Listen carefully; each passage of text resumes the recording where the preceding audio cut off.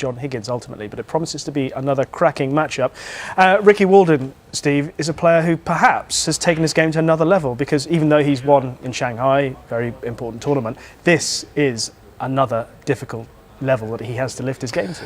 Yes, and this is all of a sudden the first time perhaps on BBC that we've actually seen the best of him. He did win an event in China, beat Ronnie O'Sullivan in the final, outplayed Ronnie. That's how good he is. And he's got a fantastic cue action.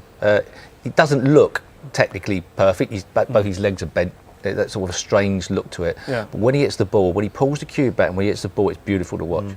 Very good. Yeah, he's bang in form as well this week. We talked about it at the top of the show. I mean, how much, people talk about momentum in sport and all those cliches, but how much does that confidence grow when you just keep putting away former champion after former champion? Oh, there's nothing beats it. Beats a bit of confidence. Obviously, this is a huge tournament, and he's actually been missing for like a couple of years. As Steve said, he won in China.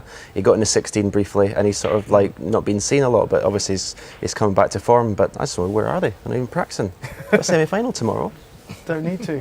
There's Ken's taking the tables to practice his misses. How do you think that one's going to pan out?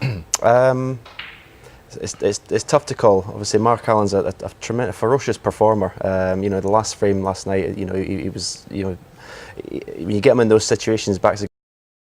But Ricky Walden just looks impressive. They're both good scrappers, aren't they, Steve? Well, they are, yeah. But Mark Allen's a fantastic match player, and he's got a very efficient cue action. Once again, he's unorthodox in many ways how he grips a cue. He's got a very short, jabby style. It's not exactly jabby, but it looks shorter and jabbier than some of the other players. It's not as smooth, but it's very efficient and very accurate on these superfine cloths. A shorter cue action can sometimes work. It works for him. He is a competitor. He's got plenty of guts out there. No, we can't ignore the fact that he's made the headlines off the table this week. But it is helping him in a way. It is helping to focus him, because he probably feels like he's playing for something this week, isn't he, Steve? I think when he's on the table, I think he sort of forgets it a bit. I think he's a more laid-back character than perhaps we would think, and I don't think that's concerning him at all. His form on the table is what he'll be really focusing on rather than the other stuff. Okay, well, we're going to switch our attention back to Neil Robertson against Judd Trump, and we'll find out more about the Thunder from Down Under from our pros in our forum. It's going to be quite awkward for Neil Robertson because he is a member of the said forum.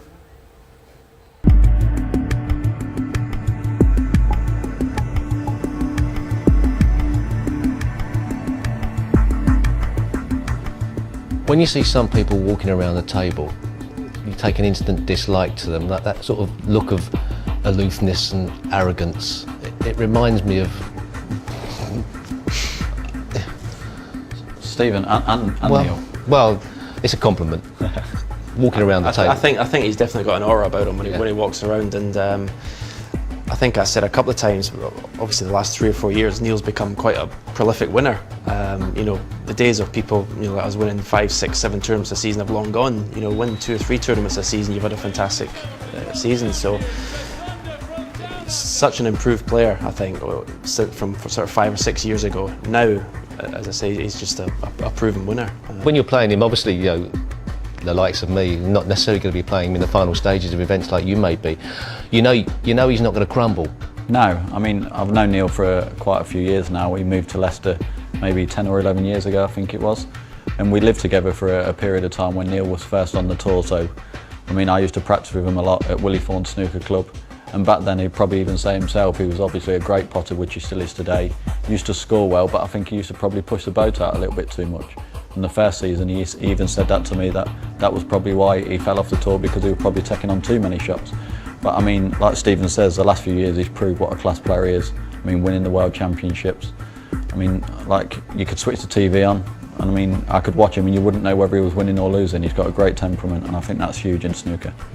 And I mean, in some respects, dropping off the tour a couple of times, and we know the storyline, you were really on your uppers, and all of a sudden, do you think that helped, or what actually did happen, do you think, that changed your game around?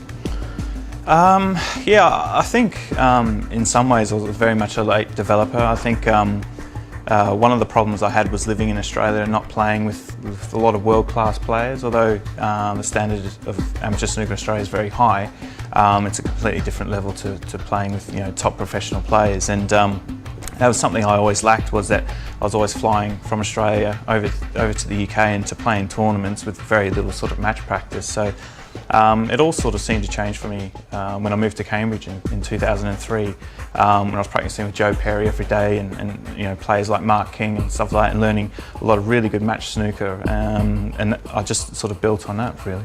He fancies the job. I mean, come in interview, like, don't think I've ever played better. It's all positive. You don't hear moaning. And what he's got when I'm playing him, that I'm most jealous about, you think you've played a decent safety, the white's in the bulk area, he's got a long ball, and he pots it and screws the white back all the way to bulk. What a gift to be able to do that. Fantastic. Not putting words in your mouth, but the correct answer to this is improving. I'm perfect as it is. What part of the game would you try and improve? I think probably my biggest focus this season was to improve my consistency. I think watching somebody like Mark play the last few seasons, Mark's always in the later stages, always in semi-finals and finals. I myself have been a little bit inconsistent, where I'd bob up and win a tournament and then go quiet for a few tournaments.